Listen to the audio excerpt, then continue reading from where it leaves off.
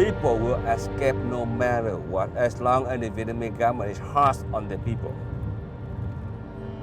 They cannot live with it. They said, find somewhere else to live. Just want to go to a country can be free.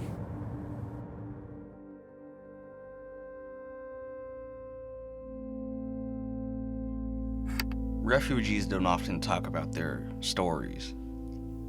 Oftentimes they're filled with violence and trauma and hardships of all kinds. Growing up, my father never really told me about his story, probably because I never asked him, but also because they don't want to relive it. I needed to know because I need to know where I come from.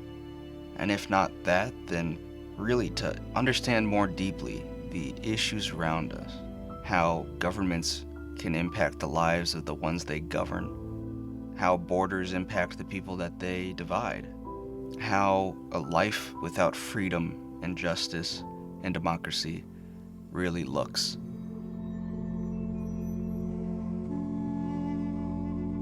At the beginning, they do not allow people from the previous government to join the army because the obvious reason they were afraid to control the gun and then finish them up. But when Cameroon over the border, now they see the need for it. And even though you're drafted, you will never become a leader in the army. It could be that you go up and train and go up to the front line. And you queue up, that's for them too. When you said you were drafted, what does that mean? They come to your house, you get a letter, yes, too, and then you have to go out and get a physical exam. I went to the physical, and then they turned back, I'm qualified, ready to go. Yeah. And then they asked me to present myself at a local office. I didn't go. And then a little later on at night, they came over and cast me and put me into the center. They grab you at night? Yeah. Like what? You're lying on your bed, they come in? No, they come in, knock the door, and go in and hide myself and look on wall to find me, so I can grab me in and go. Over there, I escape. We go to my grandma's home, and then I go to the countryside from then on. We cannot be city anymore. How does the government have eyes and ears? How do they? They observe what you are doing. Who are they? Someone in the Yes, someone in the community, they observe what you're doing. If you do it out ordinary, then they pay attention to it. Do you know who that is? There like a person, official person, or are they just people you don't know or watching? You never know who is that person. Really? Yeah, you never know. So that's the scary part. You don't know who that person is. So that's why you be careful of what you are saying, doing. At the time, my father's only 18 years old. And if you had to look forward to the rest of your life knowing that you're not going to be free enough to listen to radio or read a book, wouldn't you find a way to escape as well? For the next 2 years, my father stays in the countryside, waiting for his chance at freedom. I think remember that day on April 29 of 1982. The government is prepared for a big celebration of the fall of Saigon. So people are planning, thinking on the 29th, the government people, army, are busy preparing for it. So they may not have time to go out to patrol the area well. So that's the best time to go. We move in the darkness. And all of us have to go down to the cabin where they used to start fish. Because the most dangerous time when we are still in area patrolled by the Vietnamese government, the Coast Guard. So whenever they saw a boat nearby, all go down, just quiet, say nothing. Go down, go down, go down. Say on the bottom. About 31 people. Most of them are young men. One woman with her sister and with her son. And most of them are just boys, younger than me. At that time, scary look at the water. Just blue sky and dark blue water. And the wave is taller than your boat. Then we discovered we have another problem. We have no drinking water, not enough food. And captain got tired because he had control about at the beginning. So after overnight, he getting tired. So he asked someone to take over for him. So when he get up, he realized we're lost. So he cried. Then I tried to let him know that we don't have the capacity to go to Malaysia with one engine, not enough gas, not enough everything else. The best is to go to Thailand because anywhere you go west, we go to Thailand. Any location, any beach, because right now with the section that ahead of us, which way you go Thailand. So I used chopstick put on top of a roof there and a shadow. So even if whatever is along this control that boat to go that line, then we're going west. As long as we're going west, we will go to Thailand. After the first day, the first engine died. After the second day, the second engine died. On the third day, we just float by the wind and hope for the best. And at night, we get to an island and they drop us. Put all people get the clothes off and they can check out and get things gold and get something else. And to that engine that we have, they took it out of the boat too. So after they go through our location, see anything they can capture, they put back on the boat and push it out of the island.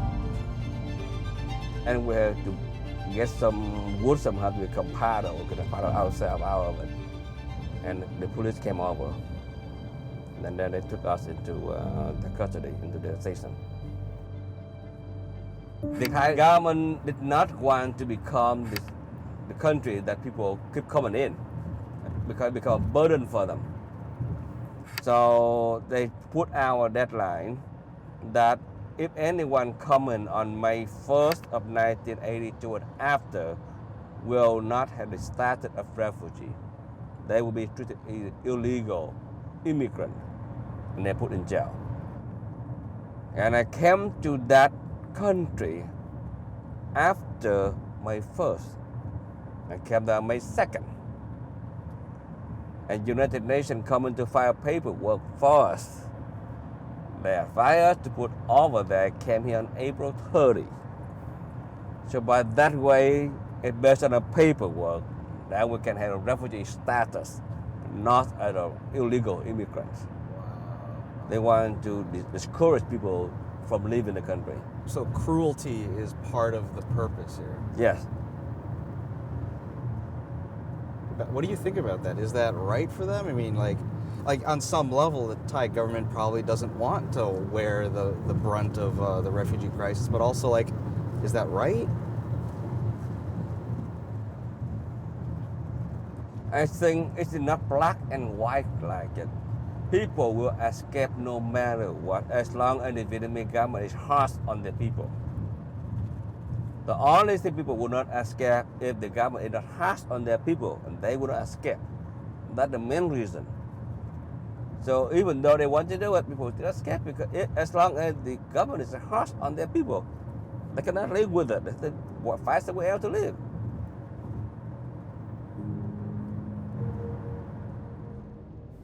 Thailand was facing waves of refugees coming from many parts of this area, from Laos, Cambodia, and Vietnam.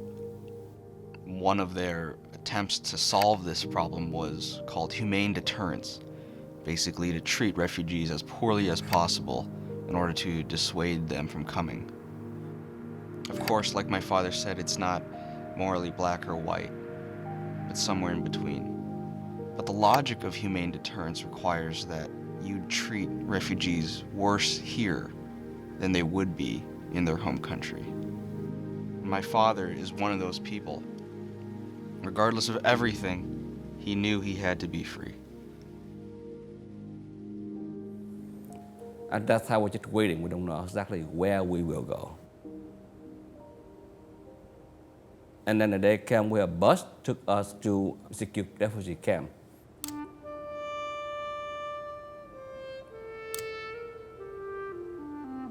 Each one of us get rice.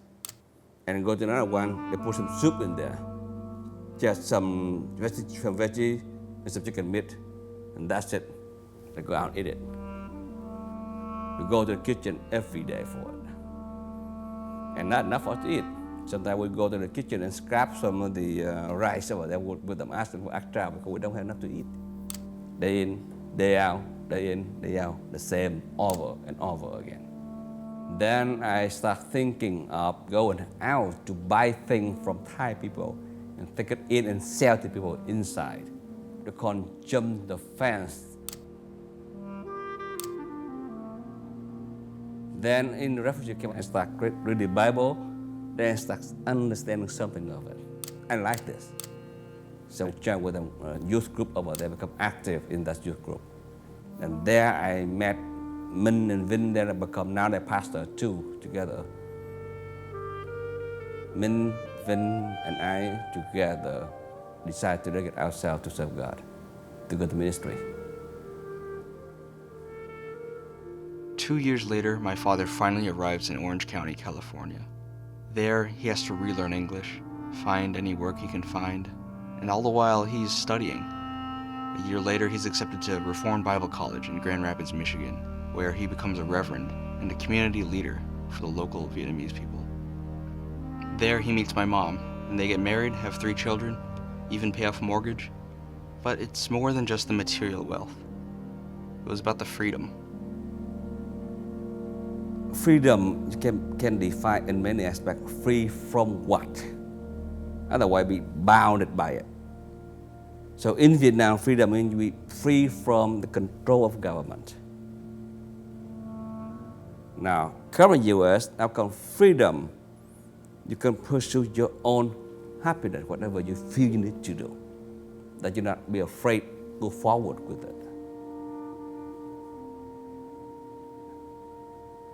That want to go to a country can be free.